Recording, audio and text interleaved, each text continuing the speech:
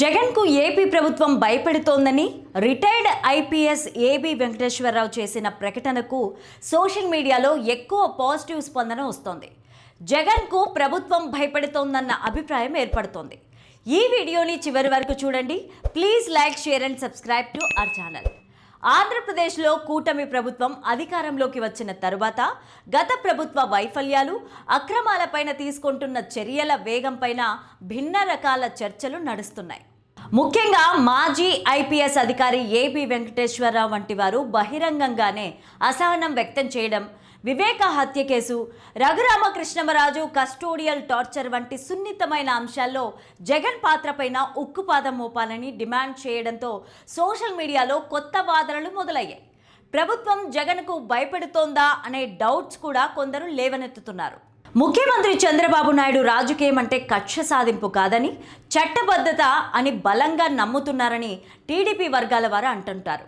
గత వైసీపీ హయాంలో జరిగినట్లుగా అర్ధరాత్రి అరెస్టులు, ఆధారాలు లేని అక్రమ కేసులు బనాయించడం వంటి రాజ్యాంగ విరుద్ధ పనులకు తావివ్వకూడదన్నది ఆయన స్పష్టమైన ఆలోచన అని, ఏ చర్య తీసుకున్నా అది న్యాయస్థానాల్లో నిలబడాలని, నిందితులు చట్టం నుంచి తప్పించుకునే చిన్న అవకాశం కూడా ఉండకూడదని భావిస్తున్నారని చెబుతున్నారు. అందుకే అవినీతి ఆరోపణలు ఉన్న చోట సిట్ల ద్వారా లోతైన విచారణ చేయిస్తూ పక్కా ఆధారాల సేకరణతోనే ప్రాధాన్యత ఇస్తున్నారని చెబుతున్నారు.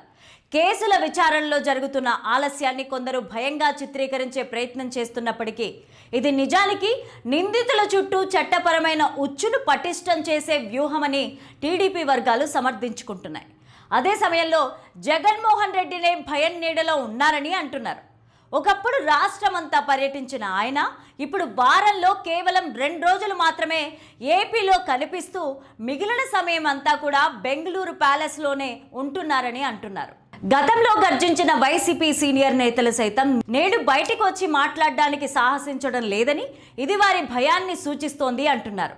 ఏబీ వెంకటేశ్వరరావు వంటి బాధ్యతాయుత పదవుల్లో ఉన్నవారు అసహనం వ్యక్తం చేయడం వెనుక గతంలో వారు అనుభవించిన వ్యక్తిగత వేధింపుల ఆవేదన ఉండి ఉండొచ్చని టీడీపీ నేతలు అనుకుంటున్నారు. కానీ ఒక బాధ్యతాయుతమైన ప్రభుత్వం భావోద్వేగాల మీద కాకుండా కేవలం సాక్ష్యాధారాల ఆధారంగానే అడుగులు వేయాల్సి ఉంటుంది.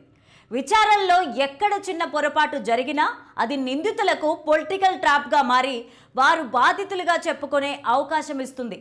చంద్రబాబు నాయుడు అనుసరిస్తోన్న ఈ చట్టబద్ధమైన విధానం వల్ల విచారణ కాస్త ఆలస్యంగా అనిపించినా తుది ఫలితం మాత్రం పక్కాగా ఉంటుందని టీడీపీ వర్గాలు ధీమా వ్యక్తం చేస్తున్నాయి.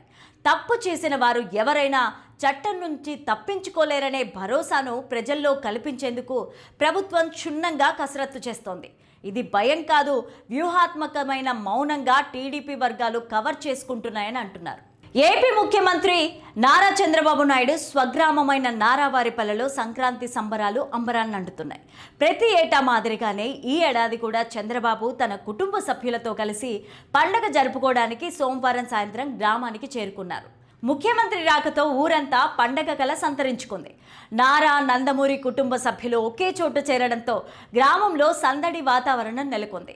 ఈ వేడుకల్లో భాగంగా గ్రామంలోని జెడ్పీ హైస్కూల్ ఆవరణలో స్థానిక మహిళలకు ముగ్గుల పోటీలు, చిన్నారులకు ఆట పోటీలు నిర్వహించారు. చంద్రబాబు సతీమణి నారా భువనేశ్వరి, కోడలు బ్రాహ్మణి ఈ ముగ్గుల పోటీలను స్వయంగా పరిశీలించి మహిళలకు ఉత్సాహపరిచారు. చిన్ననాటి జ్ఞాపకాలను నెమరవేసుకుంటూ వారంతా చంద్రబాబు గ్రామస్తులతో సరదాగా ముచ్చటించడం జరిగింది. ఆయన మనవడు దేవాంశ్ కూడా స్థానిక పిల్లలతో కలిసి ఆటపాటల్లో పాల్గొనడం ప్రత్యేక ఆకర్షణగా నిలిచింది.